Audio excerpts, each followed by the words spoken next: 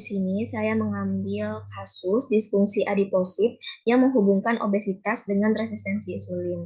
Penyakit yang saya ambil di sini adalah penyakit obesitas. Saya mengambil jurnal dari jurnal author manuskrip yang berjudul disfungsi adiposit yang menghubungkan obesitas dengan resistensi insulin dan diabetes tipe 2. Nah, resistensi insulin yang didapat terhadap aksi insulin untuk merangsang pengangkutan glukosa di otot rangka dikaitkan dengan obesitas dan mendorong perkembangan diabetes tipe 2. Pada otot rangka, resistensi insulin dapat disebabkan oleh tingginya kadar asam lemak yang beredar yang mengganggu jalur pensinyalan insulin. Selanjutnya itu ada fungsi jaringan adiposa. Jaringan adiposa putih telah lama dikenal sebagai tempat utama penyimpanan kelebihan energi yang berasal dari asupan makanan. Adiposa putih atau jenis sel dominan dalam jaringan adiposa putih menyimpan energi makanan dalam bentuk yang sangat terkonsentrasi sebagai trigliserida, sebagian besar dalam satu tetes lipid besar. Nah, faktor-faktor yang memediasi resistensi insulin pada otot rangka itu salah satunya itu adalah asam lemak bebas. FFA itu memediasi resistensi insulin konsisten yang dengan data yang menunjukkan hubungan yang kuat antara obesitas dan resistensi insulin dengan kadar FFA yang bersirkulasi tinggi. Selain efek FFA yang bersirkulasi, pengendapan asam lemak ke dalam simpanan lemak non-adiposa, termasuk otot, dapat berkontribusi terhadap resistensi insulin pada obesitas. Nah, pentingnya jaringan adiposa dalam mengendalikan metabolisme seluruh tubuh dengan mengisolasi lemak diperkuat oleh pengamatan bahwa kekurangan jaringan adiposa menyebabkan peningkatan konsentrasi trigliserida dan asam lemak yang bersirkulasi dan menyebabkan resistensi insulin pada tikus dan manusia.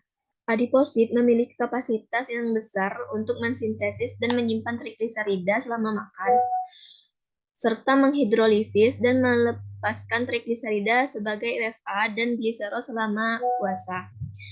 Dalam keadaan puasa terdapat keseimbangan dinamis antara pelepasan asam lemak ke dalam sirkulasi dan penyerapan serta oksidasinya oleh jaringan perifer, terutama pada otot rangka. Nah, ini adalah gambar peradangan kronis pada jaringan adiposa yang memicu resistensi insulin pada otot rangka. Pertama adalah gambar yang A. Dalam kondisi kurus, adiposit itu kecil. Adipositnya masih kecil, secara efisien menyimpan asam lemak sebagai trigliserida yang dapat dimobilisasi dan digunakan untuk menghasilkan melalui jalur beta oksidasi mitokondria di otot selama periode kebutuhan kalori. Penyerapan glukosa yang dirangsang insulin dalam kondisi ini adalah normal. Nah, selanjutnya yang B, asupan kalori berlebih menyebabkan kelebihan beban metabolik, peningkatan masukan trigliserida, dan pembesaran adiposit. Ini adipositnya lebih membesar. Meskipun demikian, pada individu kelebihan berat badan non-diabetes, penyimpanan trigliserida oleh sel-sel adiposa dan beta oksidasi di otot seringkali dapat dipertahankan untuk mencegah resistensi insulin. Pada bagian B ini, dia masih bisa dipertahankan. Nah, selanjutnya adalah bagian C.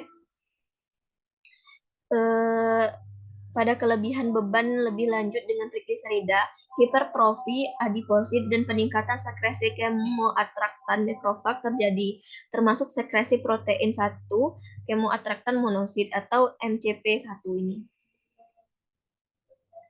yang merekrut makrofag tambahan. Yang selanjutnya adalah yang D. Yang D.